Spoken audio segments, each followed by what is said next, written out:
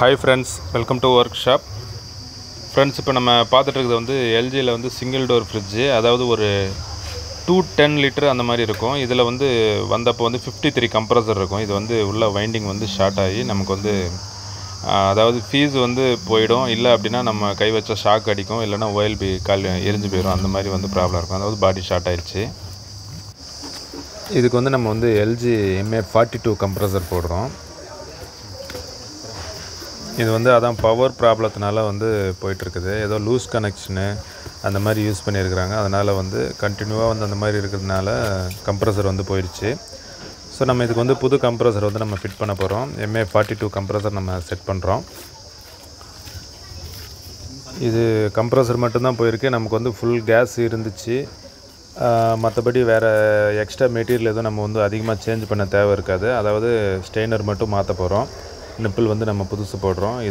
இதில் ஆல்ரெடி இருந்த கம்ப்ரஸர் கூட அப்படியே ஒரிஜினல் பிஞ்ச் தான். யாரும் கேஸ் சார்ஜிங் எதுவும் பண்ணல. பக்காவாக நீட்டாக ரன்னிங்கில் இருந்தது. ஜஸ்ட்டு ஏதோ சம்திங் பவர் ப்ராப்ளத்தினால நமக்கு வந்து போயிட்டுருக்கு. இந்த நமக்கு புது கம்ப்ரஸரில் OLB ரிலே எல்லாம் நமக்கு புதுசாக கொடுத்துருவாங்க. கீழே போடுற அந்த லெக்குக்கு போடுற லப்பர் புஷ் எல்லாமே வந்து செட்டாக வந்துடும் நமக்கு. ஒரு வாட்டி நம்ம கம்ப்ரஸர் வந்து நம்ம ஃபிட் பண்ணுறதுக்கு முன்னாடி தனியாக வந்து செக் பண்ணுறது ரொம்ப ரொம்ப நல்லது. ஏன்னா ஒரு சில டைம் வந்து புது கம்ப்ரஸர் கூட ஆன் ஆகாமல் இருக்கலாம். செக் பண்ணாமல் நம்ம உட்கார வச்சுட்டு ஆன் பண்ணிவிட்டு வெல்டிங் வச்சிட்டோம் அப்படின்னா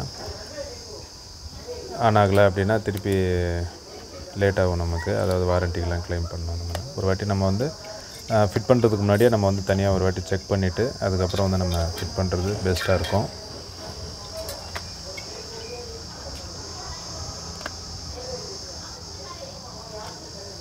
கிளாம் மீட்டர் வச்சு நமக்கு கரண்ட் எவ்வளோ எடுத்துக்குதுன்னு கூட நம்ம செக் பண்ணிக்கிறது நல்லது.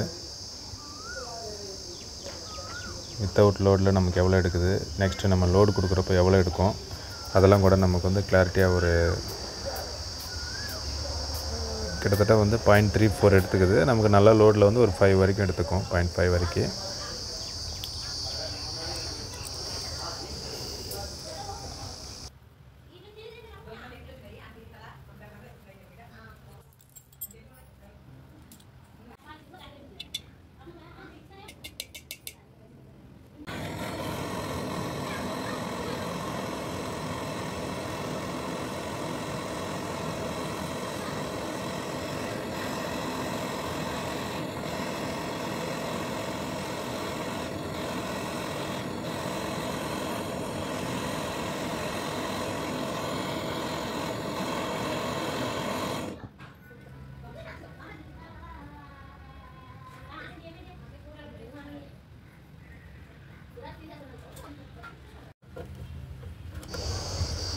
பழைய கம்ப்ரஸரை வந்து நம்ம வந்து ரிமூவ் பண்ணிடுறோம்.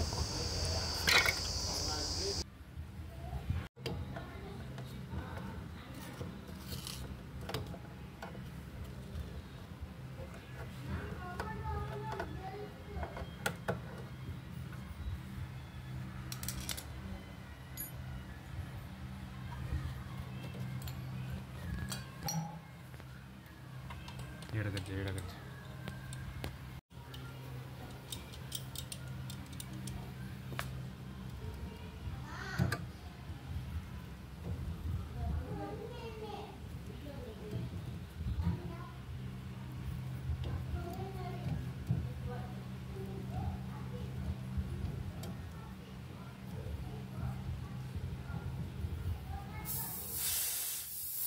ஆல்ரெடி நம்ம சொன்னது தான். ஃபுல் கேஸ் வந்து இருந்தது. கேஸ் லீக்கேஜ் அந்த மாதிரியெல்லாம் இல்லை. பாக்ஸ் நல்லா தெளிவாக இருக்குது. ஜஸ்ட்டு கம்ப்ரஸர் மட்டும்தான் நமக்கு போயிடுச்சு.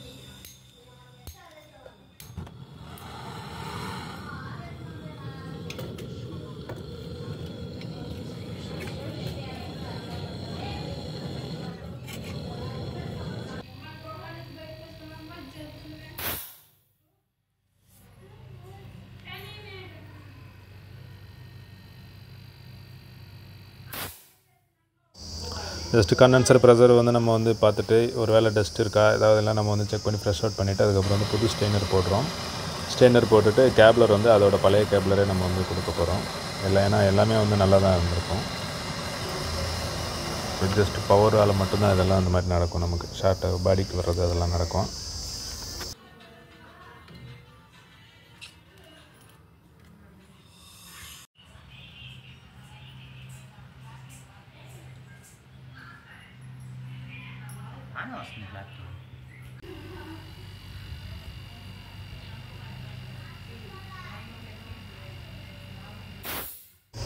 கேப்லர் எல்லாம் வெல்டிங் பண்ணதுக்கப்புறம் நம்ம செக்ஷன் கூட ஜஸ்ட்டு ஒரு வேளை கூலிங் காயில் ஏதாவது ஆயில் இருக்கா எப்படி நமக்கு ஏர் வந்து நம்ம ஃப்ரீயாக வருதா இல்லைன்னு வந்து ஒரு கொஞ்சம் நேரம் ஒரு 1 minutes இல்லை 2 minutes வந்து நம்ம வந்து செக்ஷன் ஃப்ரெஷ் அவுட் பண்ணிவிட்டு அதுக்கப்புறம் அந்த வெல்டிங் கூட கம்ப்ளீட் பண்ணிவிட்டு அதுக்கப்புறம் வேக்யூம் வச்சுட்டு கேஸ் சார்ஜிங் பண்ண போகிறோம்.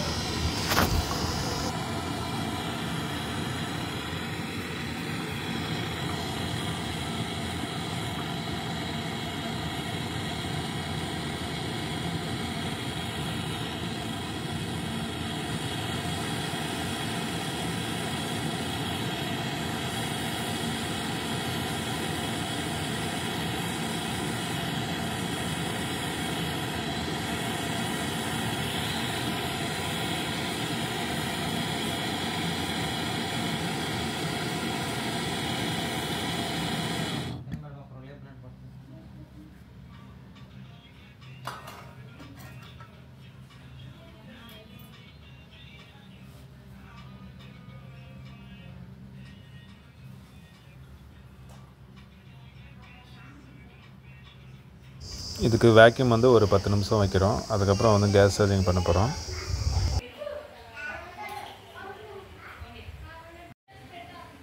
இதுக்கு வந்து 134 கேஸு கிட்டத்தட்ட வந்து ஒரு 10 PSI ரேஞ்சு நம்ம அந்த மீட்டரில் நமக்கு வந்து அவ்வளோ வைக்கணும்னா நமக்கு வந்து உள்ளே வந்து பாக்ஸ்குள்ளே வந்து கூலிங் வந்து பக்காவாக வந்துடும். நம்ம கண்டென்சர் ஹீட்டு கூட நம்ம செக் பண்ணிக்கணும். ஸ்டெய்னர் வரைக்கும் ஹீட் வருதா எவ்வளோ தூரம் ஹீட் இருக்குது அப்படின்னு நம்ம செக் பண்ணிவிட்டு உள்ள பாக்ஸ்குள்ளே வந்து ஒரு 20 minutesல நமக்கு வந்து அந்த காயில் மொத்தம் நமக்கு வந்து எக்ஸலண்ட்டாக ஐஸ் கட்டணும். அப்போ தான் வந்து தெர்மாஸ்டாட்டருக்கு அந்த டெம்பரேச்சர் வந்து நமக்கு பர்ஃபெக்டாக இருக்கும். நமக்கு கீழே கூட கூலிங் வரும், பக்காவாக கட் ஆஃப் ஆகும். நமக்கு வந்து எக்ஸலண்ட்டாக கூலிங் வந்திருக்கு. அதாவது நம்ம கேஸ் சார்ஜிங் பண்ணி முடிச்சு ஒரு 20 minutes கேப் இருக்கும். நமக்கு பக்காவாக ஐஸ்ன்றது ஃபார்ம் ஆயிருக்கு. ஃப்ரெண்ட்ஸ், இந்த வீடியோ உங்களுக்கு யூஸ்ஃபுல்லாக இருக்கும்னு நினைக்கிறேன். பிடிச்சா லைக் பண்ணுங்கள். நம்ம சேனலுக்கு ஒருவேளை புதுசாக வந்து இந்த வீடியோ ஓப்பன் பண்ணி பார்த்துட்டு இருக்கீங்க அப்படின்னா மறக்காமல் வந்து சப்ஸ்கிரைப் பண்ணுங்கள் ஃப்ரெண்ட்ஸ்.